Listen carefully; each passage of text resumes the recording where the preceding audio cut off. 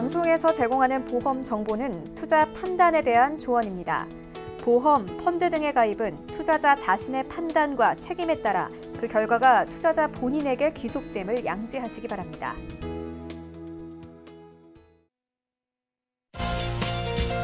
네, 보험에 대한 모든 것을 알려드립니다. 전문가 분담과 함께하는 시청자 맞춤형 보험 방송. 안녕하세요. 보험플랜 119의 진행 민채합니다. 자, 그동안 병원 신세 한 번 더 보지 않으신 분들은요, 이렇게 많이 생각을 하십니다. 난 평생 건강할 거야. 괜히 보험만 들었다가 돈 낭비하는 거지 뭐. 그런데요, 여러분들이 아시다시피 질병이라는 건 언제 어떻게 갑자기 나에게 올지 모르기 때문에 미리 대비를 해놓지 않으면 정말 큰 부담으로 다가올 수 있겠습니다. 자, 그래서 오늘 준비했는데요. 라이플랜A 강의 시간에는 보험이 없으신 분들은 물론이고 보험이 있으신 분들도 추가로 생각해보면 좋을 수술비 보험 자세하게 소개해드릴게요. 강의 시간에 집중해보시면 좋을 것 같고요. 그리고 이어지는 코너인 테마플랜 ABC 시간에는 오늘은 이제는 더 이상 남의 일 같지 않은 일이라는 키워드로 다양한 치매보험을 비교 분석 함께 도움드릴 예정이니까요. 오늘 보험플랜 119 끝까지 시청하시면서 가성비 있고 정말 필요한 보험 정보 챙겨보시면 좋겠습니다. 참여 방법 안내해드릴게요. 저희 보험플랜 119는요, 전화와 문자 통해서 보험 고민 말끔하게 해결 도와드리고 있는데요. 02-3153-2666번, 끝자리 2666번으로 지금부터 많은 전화 주시고요. 무료 문자 창구도 열려 있습니다. 013-3366-0110번, 메시지도 남겨보시기 바랄게요.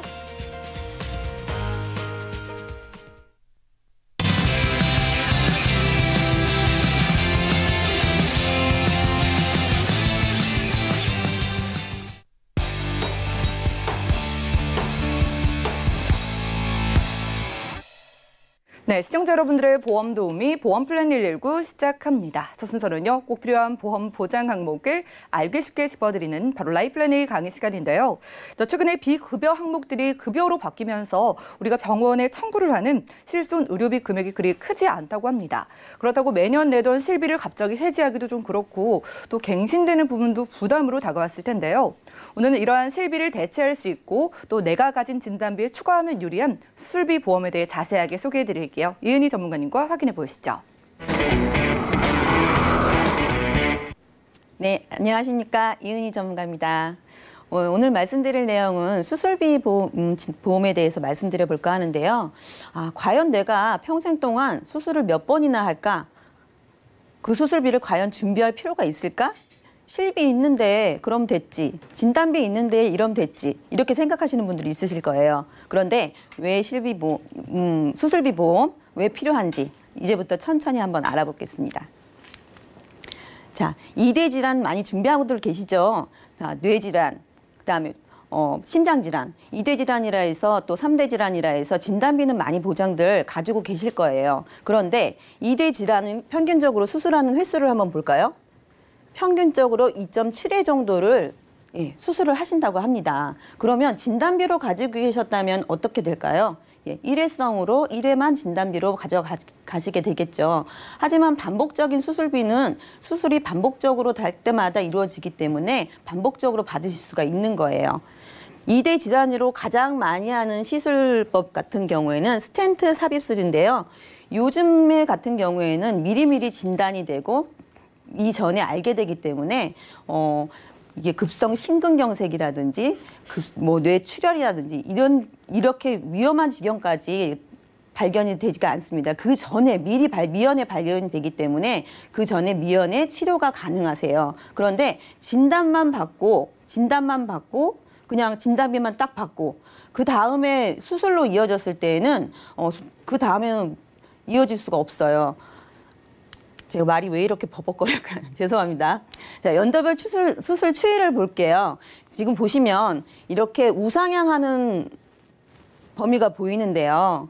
수술 횟수는 점차 이렇게 늘어가고 있습니다. 점차 늘어가고 있는데 지금 우리나라 지금 인구별 그 인구수를 보면요. 인구는 점점 줄어들고 있잖아요. 그런데 희한하게도 수술 횟수는 점차 이렇게 늘어나고 있어요. 그만큼 1인당 수술 횟수는 좀 더 늘어난다는 거예요. 인구가 많아져서 수술 횟수가 늘어난 것이 아니라 인구는 적어지고 있는데 수술 횟수는 늘어난다는 것은 인당 수술 횟수가 훨씬 더 늘어난다는 거죠. 기본적으로 실비 가지고 있기 때문에 나는 수술비까지는 가지고 있지 않아도 된다라고 생각하시는 분들이 있으세요. 실비를 언제까지 내가 낼 수 있는지를 한 번쯤 생각해 보시지 않을 수 없습니다. 자, 실비는 기본적으로 나오는 거 외로 조금 더 싸게 내면서 많은 방향을 찾아서 더 많이 받는 방향을 찾아서 조금 더 나에게 도움이 될 수 있는 보험을 찾는 것이 요즘에 현실적이라고 볼 수가 있는데요. 자, 실비 첫 번째로 준비를 하셨다면요. 그 다음에 암이나 뇌혈관이나 심혈관이나 여러 가지 진단비를 아마 준비를 두 번째로 하실 거예요. 그 다음에 이제 수술비를 준비를 하실 텐데요. 세 번째로 준비를 많이 하실 텐데요. 자, 실비 몇 세까지 가지고 가실 수 있으실까요? 지금 80세, 90세 되신 분들 실비 가지고 계신가요? 진단비. 70세, 60세 되시는 분들 진단비, 암 진단비라든지 뇌혈관 진단비라든지 심장 진단비, 진단비 1,000만 원 정도 준비하시려면 얼마 정도 내야 될까요? 실비는 100세까지 가져가기 힘들고 진단비는 1,000만 원 만드는 데에도 몇만 원씩 내야 되고 그런데 그 모든 것들을 해결해 줄 수 있는 방법이 있습니다. 자, 제가 지금 이렇게 두 가지 영역으로 나눠봤는데요. 자, 이쪽 첫 번째로 보시면 여기 보시면 포괄적인 보장의 실비 영역이라고 지금 표시가 되어 있죠. 여기 보시면 질병 수술비, 상해 수술비, 어떤 금액이 10만 원부터 어느 50만 원까지, 상해 수술비도 10만 원서부터 150만 원까지 정액 진단으로 만약에 준비해 주실 수가 있으세요. 어떤 질병 수술을 하시던 어떤 상해 수술을 하시던 준비를 하실 수 있는 부분이죠. 종수술비라고 들어보셨나요? 1종부터 5종까지 어떤 수술을 하셔도 어떤 질병에 대한 수술을 하셔도 어떤 상해에 대한 수술을 하셔도 그 강도에 따라서 1종부터 5종까지 나누어서 지급이 되는 수술비입니다. 이렇게 나누어 볼 수 있고요. 특정 질병 수술 보장이라고 되어 있는데요. 굉장히 진단비적인 영역을 가지고 있어요. 수술비라고는 되어 있지만 이렇게 수술비라고는 되어 있지만 64대 수술비, 32대, 5대 같은 경우에는 5대 기관이라고 말씀드릴 수가 있는데요. 뇌, 심장, 간, 폐, 신장 이렇게 중요한 5대 기관을 말씀드리고 있습니다. 또 요즘에 많이들 준비하고 계시는 뇌혈관, 허혈성 이런 부분들은요. 만약에 이 부분을 진단비로 바꿔버린다면 금액 자체가 너무 비싸서 가입하기가 굉장히 힘드실 거예요. 근데 진단비로 만약에 준비를 하셨다면은 진단비는 일회성이죠. 그런데 수술비는 수술을 할 때마다 반복적으로 나가실 수가 있는 겁니다. 만약에 나이가 들어서 실비 같은 경우에 60세, 70세가 되었을 때 몇십만 원씩 되는 금액을 매달 낼 수는 없을 거예요. 그런데 이 수술비 보장으로 만약에 준비를 해 놓으셨다면 그 이후에 일정 기간 내고 100세까지 내지 않고도 보장을 받으실 수가 있는 거죠. 진단비처럼 받으실 수가 있는 거예요. 자, 그럼 지금 예시를 한번 들어볼까요? 지금 여기 뇌혈관 진단비에 8,030만 원이라 지금 나와 있는데요. 8,030만 원. 만약에 진단비로 8,030만 원 정도를 만약에 준비를 하시려면 도대체 얼마를 내야 될까요? 만약에 50세 기준이라고 생각을 해봅시다. 50세 기준이라고 생각을 하시면 아마 준비하기 너무 어려우실 거예요. 금액 자체가 20, 30만 원대로 껑충 뛰어 올라가 버립니다. 하지만 수술비로 준비를 하시게 되면 그렇지는 않으세요. 보시면 뇌혈관 수술비로 2천만 원을 준비하시고 또 32대나 또 5대 기간 그다음에 종수술비 어떤 종류의 수술을 하셔도 나오신다고 말씀드렸죠. 그다음에 질병 수술비도 어떤 수술을 하셔도 질병에 대한 수술비가 나왔을 때 뇌에 관한 어떤 수술을 하시면 8천만 원 정도의 효과를 보실 수가 있으세요. 그런데 이게 한 번 지급되는 것이 아니죠. 이후에 아까 전에 말씀드렸듯이 수술은 반복적으로 이루어지기 때문에요. 평균 1인당 지금 2.7회 정도가 나왔어요. 그렇기 때문에 2번 수술을 하시게 된다면 2번 이렇게 받으실 수가 있는 거죠. 심장 혈관도 마찬가지로 이렇게 지급을 받으실 수가 있는 겁니다. 그럼 큰 수술만 지급을 이렇게 많이 받으실 수가 있을까요? 작은 수술도 또 하실 수가 있겠죠. 아까 정액담보처럼 지금 나와 있는 이런 63대라든지 이런 부분들이 64대 수술비 안에도요. 이 관절이나 생식기 이런 부분들 들어있고요. 또 32대에도 또 들어있고요. 또 종수술비, 아까 1종부터 5종 수술비라고 말씀드렸는데 여기서는 관절염 같은 경우는 2종에 속해서 50만 원 정도, 그다음에 질병수술비 정액으로 나오실 수가 있고요. 또 인공관절도 그 안에 들어가져 있습니다. 이렇게 되면 관절염 수술비로도 710만 원 정도를 받으실 수가 있는데요.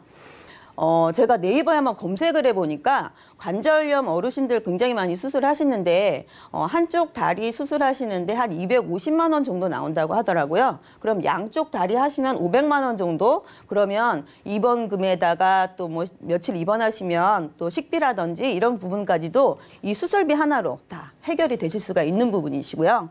또 무지외반증 수술비, 이거 많이들 지금 수술도 많이 하시더라고요. 보니까 이거는 아이들부터 어른까지도 많이 걸리는데요. 저처럼 이렇게 힐을 신고 다니는 젊은 여성들부터 또 아이들을, 신발 모양은 다 똑같은데요. 발 모양은 다 각기 다르게 생겼잖아요. 그러다 보니까 엄지발가락이 새끼발가락 쪽으로 이렇게 치우쳐서 뼈가 이렇게 툭 튀어나오신 분들 뭐 사우나나 뭐 이런 데 가시면 많이 보실 수 있으실 거예요. 굉장히 통증을 유발한다고 합니다. 이런 수술을 하실 때에도 이런 64대 수술비에 들어가져 있고요. 그리고 또 이렇게 종수술비에서도 되어 있고요. 진단비처럼 그 안에 수술비가 포함이 다 되어 있습니다. 이렇게 됐을 때도 610만 원 정도 받으실 수가 있으세요. 큰 병부터 작은 병까지 제가 된다고 말씀을 드렸잖아요. 아까 전에 그냥 최근에는 뭐 101대 수술비까지도 나와 있는 회사들이 있는데요. 제가 지금 예시를 들어놓은 회사는 63대 수술비까지 되어 있는 회사를 한번 예시를 들어본 건데, 지금 자궁 근종 같은 경우에도 680만 원, 요실금, 그리고 대장 용종 제거. 그러니 요즘에 건강검진 하시면서 대장 용종 제거, 위 용종 많이 제거들 하시는데, 이럴 때에도 이렇게 축농증 수술하실 때에도, 또 백내장 수술하실 때에도, 또 허리 척추 시술이나 수술하실 때에도 이렇게 받으실 수가 있는 겁니다. 자, 보시면 관열, 비관열 이렇게 있는데요. 관열은 이렇게 째는 수술, 비관열은 구멍을 내거나 이렇게 해서 수술하시는 거, 피를 보지 않고 수술하시는 방법인데요. 관열도 비관열도, 그리고 큰 수술도 작은 수술도 모두 보장받을 수 있는 게 이 수술비입니다. 나중에 나이가 많이 들었을 때도 마찬가지지만 젊었을 때 이런 부분들까지도, 수술 받는 부분들까지, 축농증이라든지 뭐 이런 부분들까지도 수술비 하나로 실비처럼 보장을 받으실 수가 있으세요. 그리고 보험료 예시를 한번 보겠습니다. 제가 보험료를 지금 아까 전에 예시로 드러났을 때 보시면 최대 보장 금액으로 산출한 보험료예요. 아까 전에 보시면 뇌라든지 심혈관이라든지 이런 부분에서 8천만 원 가까운 돈이 나왔었잖아요. 그랬을 때에도 남자 30대 기준 34,500원. 예, 남성 50대에도 8만 원 정도의 금액이면 충분하고요. 여성 같은 경우에도 4만 원대, 그리고 8만 원대, 50대 기준 8만 원대. 만약에 50대인데 나 너무 비싸요. 8천만 원 보장이죠, 이게. 금액을 낮추시면 됩니다. 한 4, 5천만 원 정도만 난 보장을 받고 싶다. 그러시면은 진단금을, 보장 금액을 좀 낮추시면 이 보험료도 그만큼 내려가겠죠. 그리고 납입 면제형이 있고요. 납입 면제가 되지 않는 형이 있는데요. 납입 면제형 같은 경우에는 중도에 만약에 심장이나 뇌나 뭐 급성 심근경색이라든지 뇌출혈이 일어났을 때에는 납입이 면제되면서 100세까지 풀로 쭉 보장을 받으실 수 있는 거예요. 그런데 나는 그냥 내는 보험료 조금 덜 내고 20년 꽉 차게 내겠다, 이렇게 하시는 분들은 좀 더 저렴한 비용으로 가입이 가능하십니다. 한국인들이 그 0세부터 생을 마감하기까지 의료비가 거의 1억 원 가까이 든다고 해요. 만약에 큰 질병에 걸리지 않아도 1억 원 가까운 돈이 지출이 된다고 합니다. 그러면 내가 큰 질병에 걸렸다면 더 많은 비용이 지출이 되시겠죠. 그런데 그것을 내가 차곡차곡 모아서 내 의료비는 그냥 난 통장에다 모아놨다 쓸래, 이러시 될까요? 어려우실 수밖에 없어요. 보험에다 의존을 하실 수밖에 없는데요. 그 보험을 작은 비용으로 큰 보장을 받을 수 있는 건 수술비밖에 없는 영역이라고 생각이 됩니다. 그래서 진단비로 7, 8천만 원 정도 준비. 여건상 어렵다면 정답은 수술비입니다. 예, 진단비로 7천만 원, 8천만 원 준비하시려면요. 거의 30만 원 정도 이상 투자를 하셔야 되는데요. 수술비로 준비를 하시면 10만 원 미만대, 30대는 3, 4만 원대로 충분하신데요. 그리고 병원비가 많이 들어갈 때는요. 진단을 받고 수술을 할 때예요. 진단을 받고 수술을 해야지만 병원비가 많이 들어가고 지출이 많이 생기지 그냥 진단만 받고 약을 드실 때에는 그렇게 큰 비용이 들지가 않습니다. 그러니까 수술비는 꼭 필요한 보험이라고 생각이 들고요. 아, 근데 난 아픈 때가 많아 하시는 분들은요. 간편보험으로 유병자도 간편하게 가입이 가능하세요. 그래서 유병자분들도 충분히 드실 수가 가입이 가능하신데요. 요즘 유병자 보험분은요. 5보험도 있고요. 3.2보험도 있고요. 3.1보험도 있어요. 그럼 이게 뭔가? 5년 이내에 암만 아니면 가입 가능하신 분들도 가능하신 보험이시고요. 3개월 이내에 2년 이내에 수술이나 입원, 의사의 추가 소견이 없으면 되는, 그리고 3개월 이내에 1년 이내에 수술이나 입원, 의사의 추가 소견만 없으면 되는, 이렇게 누구나 다 들 수 있는 보험입니다. 그러니까 걱정하지 마시고 한번 내 보험 증권에 수술비 잘 되어 있나? 혹시 갱신형으로 되어 있는 건 아닐까? 한번 살펴보시면 좋겠네요. 제가 오늘 라이프러닝 강의 시간에는요. 자, 수술비 보험에 대해서 소개를 드렸습니다. 한마디로 정리해서 정말 실용적인 보험이라고 생각을 하시면 되세요.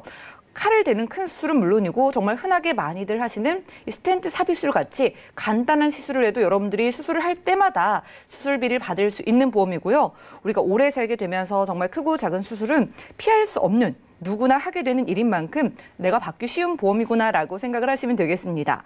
그런데 보험료가 3만 원에서 한 5만 원 정도로 저렴하니까 보험이 없으신 분들 중에 비싼 보험은 좀 부담스럽다 이렇게 생각하시는 분들이나, 혹은 보험이 있지만 매년 오르는 실비가 부담스럽고 또 진단비를 크게 가져가고 싶은데 너무 비싸서 어떻게 보완을 해야 될지 고민이신 분들도 이 수술비 보험이 정답이 될 것 같아요. 자, 전문가님께 몇 가지 질문 드릴 게 있는데요.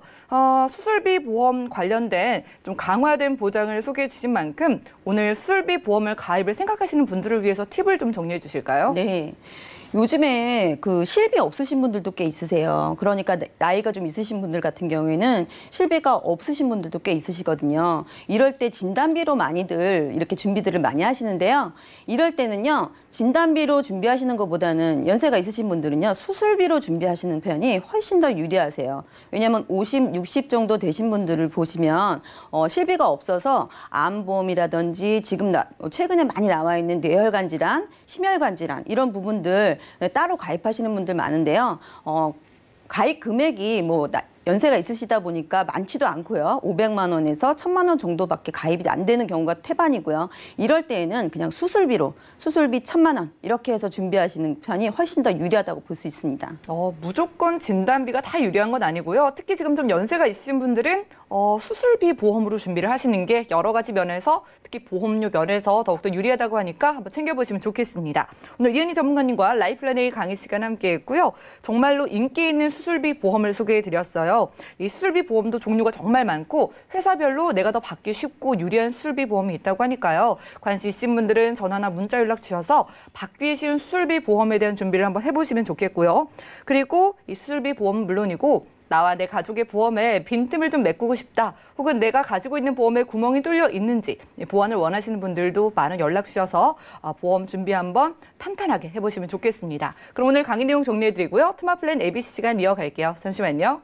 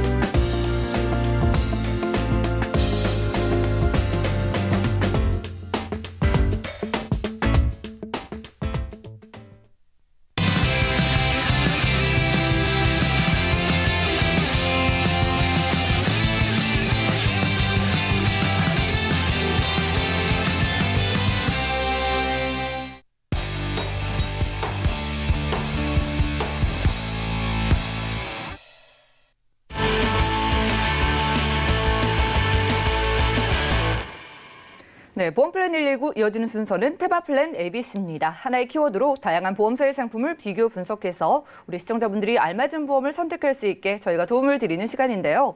오늘 테마 플랜 ABC의 주제는 이제는 더 이상 남의 일 같지 않은 치매입니다. 정말 두려운 질병인 만큼 두려움을 씻어주실 분 모셨습니다. 오늘 여현주 전문가님 모셨어요. 어서 오시죠. 안녕하세요. 네, 반갑습니다.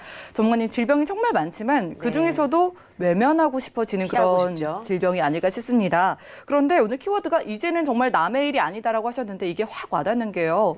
우리가 오래 살게 된 만큼 치매 걱정을 한 번씩은 하시거든요. 네, 저희가 맞아요. 오늘 보험 준비를 한번 해볼까요? 네, 정말 남의 일 같지 않고 피할 수만 있다면 피해가고 싶은 질병 중에 하나가 네. 치매죠. 그 이유가 좀 궁금한데요. 치매는 발병이 되고 나면 예. 계속 지속되는 상태로 생을 마감해야 하기 때문에 사실 이건 개인적인 질병인 것보다 모든 가족들 그리고 예. 넓게 봐선 사회적으로도 문제가 되는 부분이죠. 왜냐하면 이제 앞으로는 100세, 110세 예. 오래오래 살게 되기 때문이죠. 그렇죠, 맞아요. 우리가 100세 시대, 120세 시대라고 하는데 네. 치매가 치명적인 게 또 아프시지만은 가족들이 더 힘드시잖아요. 맞아요. 뭐 10년 넘게 사신다고 하던데 맞나요? 우리 옛날에 흔한 좀 속된 말로 못 칠할 때까지 막 네. 이렇게 사신다고 하는데 사실 우리가 알고만 있다면 좀 조기에 발견하기 네. 쉬운 게 또 치매인데요.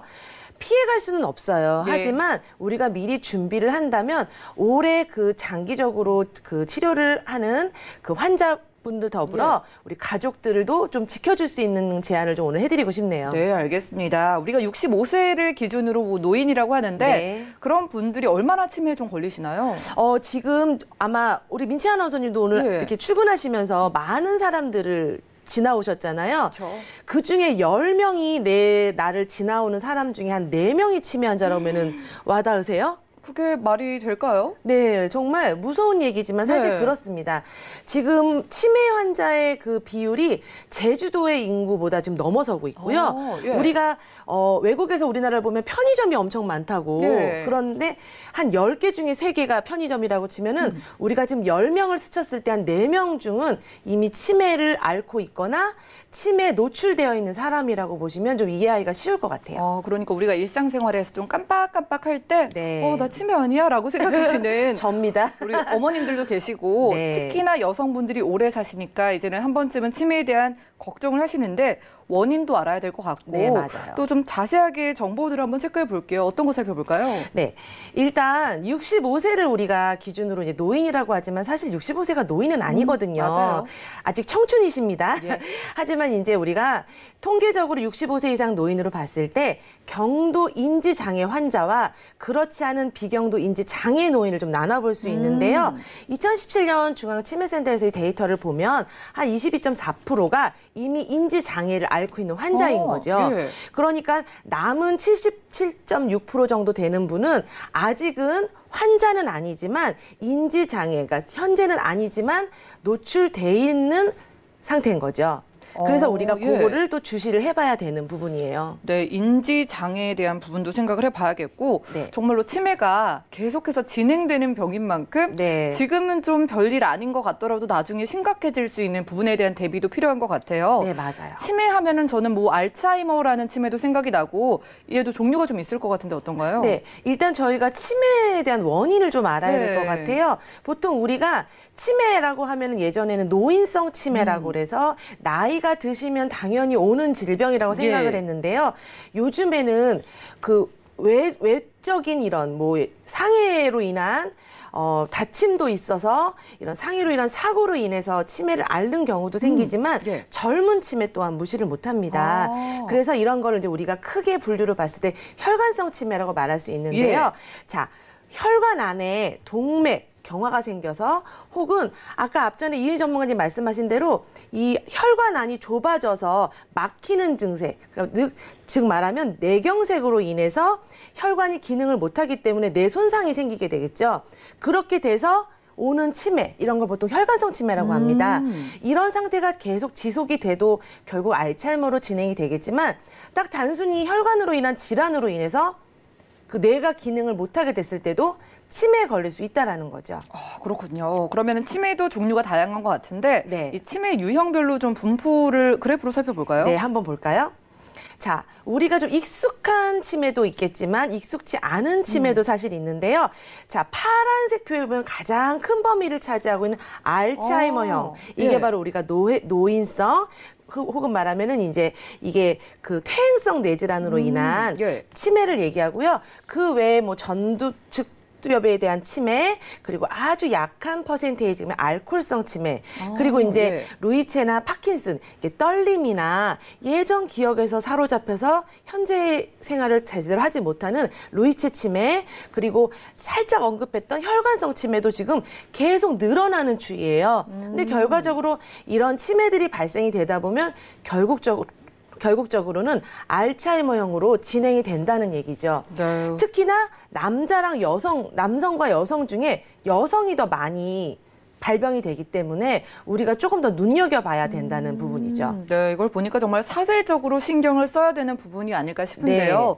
금액도 많이 필요할 것 같은 게 치매를 앓는 기간이 좀 길잖아요. 네, 맞아요. 얼마나 많은 돈이 필요할까요? 보통 치매 환자가 이제 치매를 이제 병을 얻게 됐을 네. 때 보통 우리가 사회적인 부담으로 한번 봤을 때는 2010년에는 한 8조 정도 예산이면 충분했다라고 하는데 이게 이제 조기 발견이 되고 또 국가 책임제로 하면서 발견도 빨리 되고 치매 환자들이 이제 내가 치매구나라는 걸 알게 되는 순간 또 치료에 들어가겠죠. 예. 그러면 2020년 정도를 좀 추이로 봤을 때 한 18조 원 정도는 예산으로 투입이 돼야 된다고 하고요. 이거는 지금 사회적인 경제의 추이지만 실제로 이제 내가 치매이거나 나로 인한 아니면 나의 가족들이 돼야 되는 경제적 부담도 사실 무시할 수 없는데요. 치매 환자가 생겼을 때 6시간에서 9시간 정도는 오롯이 환자 곁에 있어야 하고 예. 그리고 그 환자로 인해 들어가는 그 경비가 1년 한 2천만 원 정도는 필요하다는 통계가 있습니다. 그러면은 그냥 단순히 치료를 해서 완치가 돼서 건강하게 사회로 돌아가는 게 아니라 이 치매는 계속 같이 가야 하는 질병이기 때문에 그만큼의 지출에 대한 부담이 늘어난다고 볼 수 있죠. 그러네요. 사회 경제적인 부담 그래프도 정말 쑥쑥 올라가고 있는데 우리가 네. 보험으로 이제 대비를 해야 되잖아요. 맞아요. 치매에도 뭐 단계가 있을 것 같은데 네. 이게 치매다 이럴 때 보장을 해준다라는 어떤 기준 같은 게 어떻게 될까요? 그걸 한번 알아볼까요? 자, 일단 30세부터 가입이 가능하신 그 상태로 제가 한번 이 표를 만들어 봤는데요. 자, 저는 20년 납을 지금 일단 한번 알아보려고 해요. 예. 30세가 이제 치매가 뭐 가족력이 있거나 아니면 혹은 나는 조금 자주 깜빡깜빡해라고 해서 치매보험을 가입을 했는데 30세에 가입을 해서 50세 완납 시점이 됐습니다. 그러면 납입 기간은 20년 동안 납입을 하게 되겠죠. 근데 보장을 받을 수 있는 기간은 90세까지 보장을 받게 되는 거예요. 근데 만약에 이 안에 발병되는 부분 중에 CDR 1, 2, 3 1, 2, 3 중에 3에 해당되는 기간 혹은 예. 2에 해당되는 기간이 됐을 때는 납입 면제를 받게 되는 거예요. 이 납입 면제라는 건 더 이상 납입을 하지 않은, 그러니까 납입 기간 안에 발병이 됐을 때 납입 면제를 받는 거고요. 그렇지 않고 납입 기간 이후에 되는 납입 면제는 되지 않지만 이미 CDR 2점 이상을 받게 돼서 납입 면제가 되면 그 이후서부터는 이제 생활비를 지급받는 걸로 좀 제한을 해드리고 싶어요. 이 생활비는 오롯이 이제 환자를 위해서 간병 자금으로 쓰실 수 있겠죠. 이렇게 활용하시면 좋을 것 같아요. 네, 알겠습니다. CDR 척도를 통해서 이제 치매 보험에 우리가 가입을 할 수 있는 것 같아요. 네. 치매 보험에 가입할 때 우리가 좀 기억해야 될 사항들, 체크해야 될 사항들은 어떻게 있을까요? 네, 일단은 요즘에는 가까운 보건소에서 가벼운 인지 검사를 통해서 치매를 먼저 조기 발견할 수 있는데요. 자, 제가 이제 만약에 시뮬레이션 한번 보여드릴게요. 네. 자, 내가 깜빡깜빡해서 보건소에서 치매 검사를 했는데 이 사람 치매가 좀 의심되네라고 하면은 아마 병원으로 연계가 될 거예요. 그렇죠. 그럼 병원에 연계되면 이것저것 검사를 하게 되겠죠. 예. 첫 번째로 인지 검사를 받게 되고요. 두 번째는 이제 의학적 소견이 필요하기 때문에 MRI 촬영이라든가 뭐 이런 내전도 검사를 하게 될 거예요. 예. 그럼 이런 걸로 인해서 이제 치매 판정을 받게 되면 약도 복용하셔야 되겠고 네. 그거에 걸맞는 이제 어떤 치료가 들어가겠죠. 이때 이제 의사로부터 CDR 점수를 부여받게 됩니다. 그러니까 가벼운 경도 치매부터 중증 치매까지 갈 때 0부터 0.5, 많게는 5까지 등급을 받게 되는 예. 거고요. 이러면 이제 나라에서 도와줘야 되잖아요. 그렇죠. 그러면은 이럴 때는 이제 장기 요양 등급 신청을 함으로써 이 사람이 현재 치매로 인해서 네. 일상적인 생활이 좀 어려우니 나라에서도 좀 도움을 주고자 요양 등급 제도를 책정하게 됩니다. 이거는 이제 마찬가지로 역으로 CDR 그 점수와 좀 반대로 1급이 가장 높은 등급이 되는 거죠. 그래서 이제 예. 5등급까지 부여받게 되면은 나라에서도 좀 어느 정도 혜택을 받고 그리고 의사로부터 받은 그 소견 CDR 점수로 예. 내가 가입한 보험을 그때서부터 보장을 받게 되는 거예요. 국가에서 보는 기준은 장기 요양 등급 그리고 네. 저희가 지금 만나보는 보험은 CDR 척도가 될 것 같습니다. 네, 맞아요. 저희는 치매 보험에 집중해 봐야 되니까 네. 어떤 것들 체크해 봐야 될까요? 자, 일단 방금 전에도 언급했듯이 CDR 3점을 진단을 받게 되면 납입 면제를 받게 네. 되시고요. 그때부터는 이제 생활비, 그러니까 즉 간병 자금에 쓰시라고 생활비가 지급이 될 예. 겁니다. 그 대신 제가 아까 30세 기준으로 50세까지 납입 기간을 봤을 때 20년이라는 기간을 드렸는데 자, 해지환급금은 그 대신 받지 않는 무해지 환급형을 하심으로써 오, 예. 좀 그 이후에 다행히 나는 치매에 걸리지 않았지만 그래도 건강하게 20년을 잘 버텼어 라고 했을 때는 높은 환급률을 받는 그 해지환급금을 또 받으실 수 있고 내가 간병비가 필요한데 100만 원? 좀 부담스러워. 그러면 70만 원, 50만 원도 내가 상황에 맞게 선택하실 수도 있는 거죠. 네, 알겠습니다. 그럼 저희가 이제 정말 좋은 치매 보험을 몇 가지 소개를 받아볼게요. 종류가 많은데 오늘 2가지 준비해 주셨다고요? 네, 오늘 제가 안내하는 거는 자 A사와 B사, 그러니까는 손해보험사 하나랑 생명보험사 하나를 좀 제시를 해볼 건데요. 자 CDR 1점, 아까 계속 CDR 어렵다고 생각하실 수 있는데요. 예. 쉽게 풀어 경증 치매, 그러니까는 좀 약하다, 가벼운 약한 치매. 가벼운 치매. 그러니까 1등급을 만약에 부여받게 되면 500만 원, B사는 300만 원 진단비가 지급이 됩니다. 그리고 이제 A사 같은 경우는 CDR 2점을 받았을 때 이미 이제 납입 면제가 시작이 될 거고요. B사는 중등도 치매로 인해서 진단비 1,000만 원 준비되어 있는데요. 그리고 이제 마찬가지로 조금 더 진행이 되어서 CDR 3점으로 부여받게 됐다. 그러면은 A사, B사 모두 동일하게 2,000만 원 진단비를 받는데 이거는 회당 받는 게 아니라 CDR 1, 2, 3 누적으로 받기 때문에 만약에 내가 2,000만 원을 받게 되면은 이전에 받았던 금액을 차감하고 받게 되는 예. 지급받게 되는 거죠. 그래서 A사의 가장 큰 특징은 중증 치매로 2,000만 원 진단비가 준비되어 있지만 파킨슨 진단비를 별도로 1,000만 원을 준비하실 수가 있고요. 예. B사 같은 경우는 제가 계속 중점적으로 말씀드리는 생활비 보장을 받으실 수 있는 혜택이에요. 그래서 50만 원, 70만 원, 100만 원 내 상황에 맞게 선택하시면 생활비를 무려 돌아가실 때까지, 그러니까 살아계시는 생존 동안 예. 종신토록 지급을 해드린다는 부분이 하나의 또 포인트입니다. 그러네요. 특징이 좀 다른데 보험료 차이는 어떻게 돼요? 네, 보험료 한번 볼까요? 자, A사와 B사를 봤을 때, 자, 약간 눈으로 보시면은 A사가 조금 저렴할 수 있는데, 이 그러네요. 부분은 말 그대로 생활비 부분이 좀 이제 빠져 있는 부분이고요. 예. B사를 저는 좀 주목적으로 볼 게 있는데요. 40대를 기준으로 여성, 남성 5만 원 정도로 시작을 하지만 남성, 여성 차이가 없다가 60대가 되면 남성이 조금 높아요. 위험률이 좀 아무래도 있겠죠. 그래서 한 7, 8만 원 정도면은 충분히 그 가입이 가능하신데 여기서 팁이 왜 이렇게 갑자기 차이가 많이 안 나지라고 하실 수가 있어요. 65세가 넘으면은 불가피하게 예. 100만 원씩 받는 생활비는 좀 불가하고요. 50만 원까지만 받을 수 있는 생활비이기 때문에 보험료가 조금 부담이 좀 적어지실 거예요. 그렇군요. 그래도 치매로 인한 심각성을 생각하면 이 정도 보험료는 저렴하다는 생각까지 네, 그럼요. 드는데요. 자, 지금 저희가 정말 이제 나이가 드신 분들은 물론이고 젊은 분들까지 치매 위험에 노출돼 있다고 하니까 네. 보험 준비가 필요한데 손해보험사에서는 우리가 익숙한 그 진단비를 주는 치매 보험이었고 네, 맞아요. 생명보험사에서는 생활비를 준다고 하셨거든요. 네네. 2가지 중에서 원픽으로는 어떤 거 추천해 주시겠어요? 저의 원픽은 B사입니다. B사를 마지막으로 추천해 주시는 네. 이유를 정리해 주시죠.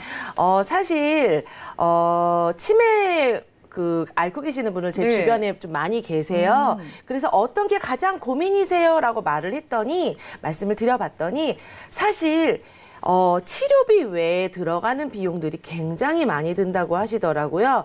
가볍게 치매를 앓게 되시면 뭐 주간보호센터라던가 그게 진행이 되면 뭐 요양병원 혹은 요양원 이렇게 계속 단계적으로 치료를 받게 되시는데요. 우리가 들어가는 비용 외에 추가적인 소모품 비용이 많이 든다고 그래요. 뭐 예를 들면 기저귀, 그리고 위생용품, 아니면은 움직일 수 있는 그 복지용품들 있죠. 예. 그런 것들이 많이 필요하기 때문에 소소히 들어가는 비용이 발생된다는 거죠. 그러면 우리가 한 번 만든 진단비 외에 수술비도 회송-해당 많이 받는 게 좋은 것처럼 생활비로 간병비로 쓸 수 있는 생활비가 계속 지속이 된다면은 그게 오히려 효자 노릇을 하지 않을까 싶어서 저는 중증 진단 이후 어차피 납입 면제가 되고 보험료는 내지 않으니 그 이후에 만약에 더 보장을 받는다면 저는 생활비를 받는 B사를 추천하고 싶습니다. 네, 이유가 충분했네요. 이 치매에 걸리게 되면은요, 우리가 10년 이상 살아가게 된다고 합니다. 이런 치매 질병의 특성상 우리가 진단비를 한 번 받고 끝나는 것보다는 매달 들어가는 돈이 많은 만큼 생활비를 주는 이 B사의 생명보험사의 치매보험을 최종적으로 선택해 주셨고요. 자, 부모님을 위해서라도 혹은 나와 내 가족이 고생할 걸 생각해서라도 이렇게 매달 100만 원씩 받을 수 있는 치매보험을 한번 진지하게 상담 받아보시면 좋겠고요. 오늘 여현수 전문가님과 테마플랜 AB 시간 함께했습니다. 저희가 제공해드린 정보는 투자 판단에 대한 조언일 뿐 해당 보험의 가치와 수익률을 보장하지 않는다는 점 기억 꼭 해주시고요. 지금 여러분들은 맞춤형 보험 솔루션 프로그램 보험플랜 119 함께하고 계십니다. 저희 언제든지 연락 주시면은요, 전화, 문자 통해서 여러분들이 가지고 계신 모든 보험 고민을 꼼꼼하게 해결해드리고 있는데 문자 하나 열어볼까요? 자, 휴대전화 뒷번호 4092님께서 보내주셨습니다. 운전자 보험을 자꾸 바꾸라고 연락이 옵니다. 꼭 변경해야 하나요? 라고 운전자 보험에 대한 문의를 주셨는데요. 자, 여현수 전문가님, 최근에 민식이법 시행으로 인해서 더 관심 많으신데요. 이분은 어떻게 하는 게 좋을까요? 요즘에 아마 운전자 보험이 이슈기는 이슈인가 봅니다. 저도 예. 이런 제안을 좀 받아봤었어요. 예. 근데 이제 우리가 안타깝게 법이 개정된 거잖아요. 민식이법이. 그런데 여러분들이 또 시청자님들이 되게 혼란스러우신 게 있어요. 기존에 있는 거를 굳이 바꿔야 되는 이런 것보다는 벌금이라는 비용이 2천만 원에서 그 1,000만 원 정도 스쿨존 사고로 인해서 조금 더 보완이 됐거든요. 자, 민식이법을 예를 한번 들어보겠습니다. 우리 길에 가다 보면은 초등학교 한두 개쯤은 쉽게 만나고 많죠. 어느 지역에 따라서 안전 그 거리 유지 그리고 속도 제한 때문에 노란 칠막 되어 있을 거예요. 나는 운전을 너무 잘해서 신호도 지키고 딱 정지에 서 있는데 자전거를 타고 가는 우리 친구가 만약에 의도치 않게 부딪혔다. 그랬을 경우 어떻게 될까요? 그러게요. 그럴 때는 어떻게 하게 되나요? 저희는 잘못한 게 없잖아요. 예. 하지만 이게 민식이법에 적용이 된다는 거죠. 이때도 벌금을 내야 되나 네, 봐요. 이게 벌금으로만 끝나는 게 아니라 나중에 사망으로 이르게 됐을 경우는 형사처벌도 불가피하다라는 거죠. 그렇기 때문에 내가 운전을 잘하지만 방어를 아무리 잘해도 속수무책인 경우, 그럴 때 그 스쿨존 사고 민식이법에 의거해서 우리가 조금 벌금을 조금 보완해 주시면 좋겠다는 거고요. 또 하나, 6주 미만에 대한 사고에 대한 합의금도 조금 넓게 형성이 되어 있기 때문에 그것까지 추가로 좀 보완을 하신다면 운전자 보험 반드시 필요한 보험이긴 한데 지금 바꿔주시는 게 좋을 것 같습니다. 네, 그렇군요. 자, 자동차 보험은 필수고 운전자 보험은 선택이다. 이렇게 알고 계신 분들도 많겠지만 이제 민식이법이 시행이 되면서 운전자 보험도 필수라고 생각하시면 되겠습니다. 꼭 내 잘못으로 이루어진 사고가 아니라고 하더라도 여러분들이 스쿨존에서 사고를 내게 되면은 2천만 원에서 이제 최대 3천만 원으로 크게 벌금이 늘어났다고 하니까 이럴 때일수록 여러분들이 운전자 보험을 가지고 계셔도 한번 변경을 해보시는 것도 좋겠고요. 그리고 6주 미만의 경미한 사고 때에도 여러분들이 벌금이 발생할 때 보상을 받을 수 있는 운전자 보험 궁금하시다면은 많은 전화, 문자 연락 주셔서 한번 확실하게 대비를 해보실 필요가 있겠습니다. 다음 문자 살펴볼까요? 자, 4829님께서 보내주셨는데요. 저는 40대 남성입니다. 몇 달 전에 사망 보장을 받다가 추후 적립금으로 연금 전환이 가능하다고 해서 제가 종신보험에 가입을 했습니다. 그런데 이 두 가지 목적으로 보험에 가입할 때 좋지 않다고 하던데 괜찮을까요? 라고 연락을 주셨는데요. 자, 김성훈 전문가님, 이분은 지금 이미 가입을 하셨다가 문제점을 좀 발견하신 것 같은데 어떻게 보시나요? 제가 볼 때는 그 인지를 하고 계셨다면은 문제는 없으실 것 같아요. 왜 그러냐면 이런 종신보험을 가입을 하실 때는 종신보험이라든가 또 연금이라든가 어떠한 보험에 가입을 할 때는 보험의 목적이 어떠냐에 따라서 가입이 잘했느냐 못했느냐를 알 수가 있거든요. 일단 종신보험의 첫째 목적은 사망입니다. 만약에 본인이 가입을 해서 어떠한 그 불의의 사고로 인해서 유고가 됐을 때 남아있는 가족을 위한 어떤 그런 보험이거든요. 그런데 그런 어떠한 그 내용, 시간이 흘러서 이제 그 뭐 가족들이 뭐 자식들이 밖에 나가서 다시 뭐 독립을 하거나 이렇게 됐을 경우에는 사실 사망에 대한 어떤 리스크가 많이 떨어질 수가 있잖아요. 그러면 남아있는 적립금으로 이제는 사망보장부부터는 노후를 좀 편하게 좀 살아야 되겠다 해서 그걸 연금을 전환을 하는 어떤 그런 그 차선책을 선택을 한다는 것은 결코 나쁜 것은 아닌데요. 문제가 되는 것은 뭐냐면 처음에 가입을 하실 때 이것이 이건 나중에 내가 적립금으로 연금을 받겠다라는 그렇게 가입하시는 분들이 굉장히 많거든요. 예. 그렇게 될 경우에는 목적이 다르기 때문에 굉장히 많이 불이익을 받게 됩니다. 예를 들어서 종신보험을 연금으로 알고 가입을 하셨을 경우에는 똑같은 금액을 납입을 했을 경우 실질적으로 적립금액이 20년, 30년 후에는 상당히 많은 차이가 있을 수밖에 없거든요. 종신보험은 보험회사에서 기본적으로 사망을 보장을 하기 위해서 거기에 대한 위험보험료를 상계를 하기 때문에 보통 월 보험료의 한 30에서 많은 경우는 40%까지 어떠한 사업비를 공제를 하지만 연금보험 같은 경우는 내시는 보험의 총 10% 내외에서 그 사업비를 공제를 하기 때문에 그것만 보더라도 연금을 생각하신다면 당연히 연금보험을 하는 게 나중에 나은 거죠. 그래서 이분 같은 경우는 일단 나는 사망을 보장을 받다가 나중에 연금을 받겠다라는 어떤 목적이 분명하시기 때문에 이런 분들은 그렇게 가시면 되십니다. 그러니까 혹시나 나는 그런 게 아니었다라고 하면 지금이라도 좀 다시 생각을 해볼 필요가 있겠죠. 네, 오늘 이렇게 사연을 보내주신 분은 이미 알고 가입하셨으니까 괜찮으실 것 같아요. 여러분들, 종신보험은 연금보험의 목적으로만 가입하는 보험은 아니라고 합니다. 내가 사망보장이 정말 필요한 게 맞고 거기에 연금의 기능까지 함께 가져가면 좋겠다라고 생각하시면 유지하시는 게 맞고요. 그런데 우리 시청자분들 중에서 정말 많은 분들이 연금 목적으로만 종신보험을 가입하신 분들이 계실 거예요. 그런 분들 좀 서둘러서 연락 주셔서 리모델링 필요할 것 같으니까 도움 받아보시면 좋겠습니다. 문자 하나 더 살펴볼까요? 자, 7728님께서 보내주셨는데요. 자, 70세가 넘으신 부모님 앞으로 보험을 가입하려고 합니다. 저렴하게 가입 가능한 보험이 있을까요? 라고 연락 주셨습니다. 자, 여행주 전문가님, 저렴하게 가입은 원하시는데 지금 65세는 훌쩍 넘으신 부모님이시거든요. 어떤 보험 괜찮을까요? 아마 시청자님께서 이 문자를 주셨다면 아마 우리 방송을 많이 보신 분이실 것 같아요. 그러니까는 보험 가입은 될 거다라고 생각을 하셨는데 문제의 키포인트는 바로 저렴하게인 것 같습니다. 왜냐하면은 저렴하다라는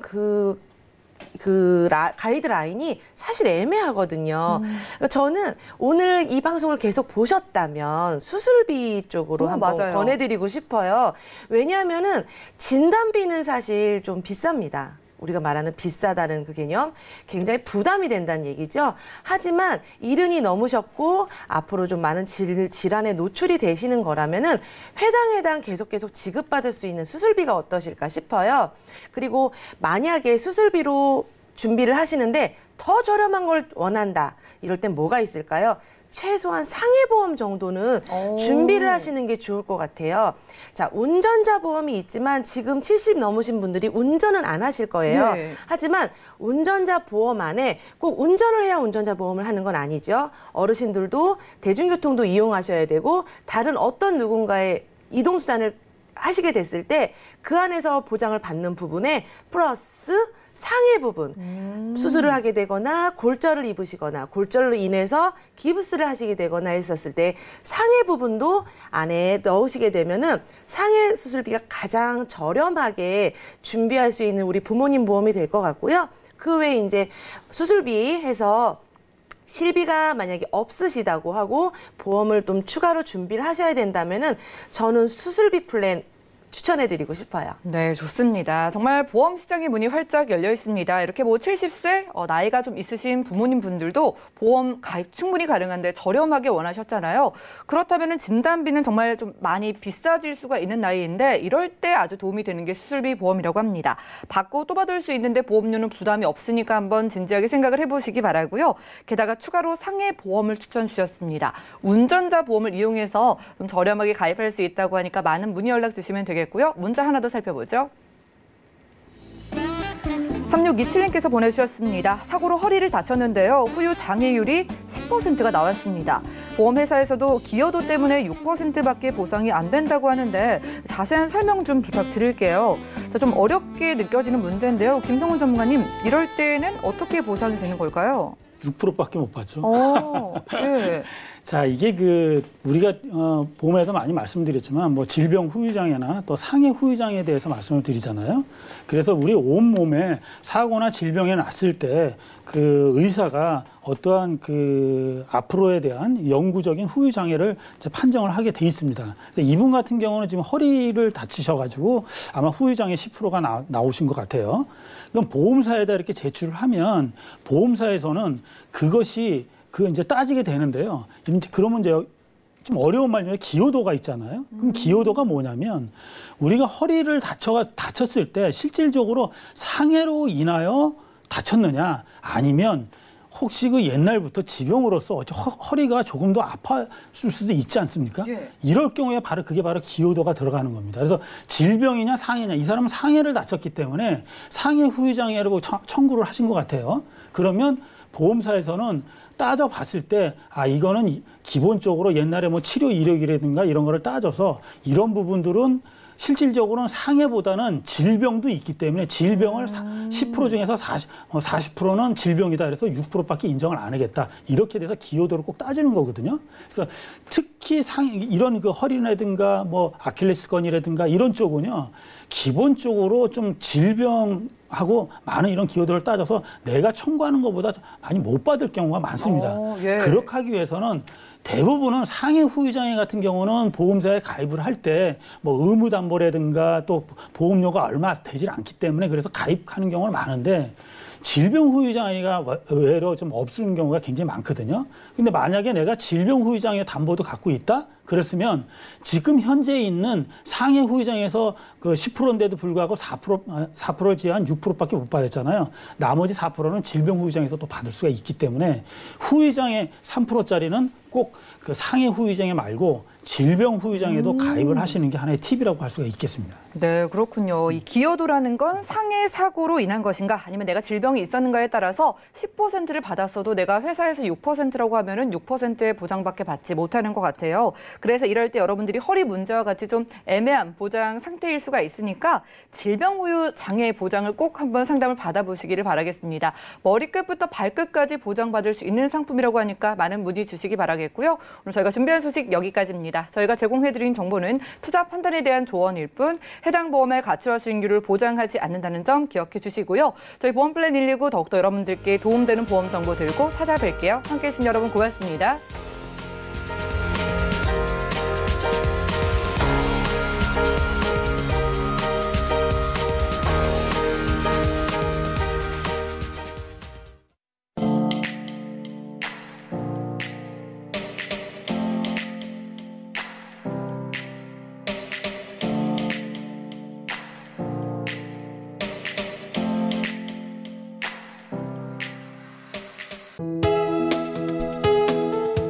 방송에서 제공하는 보험 정보는 투자 판단에 대한 조언입니다.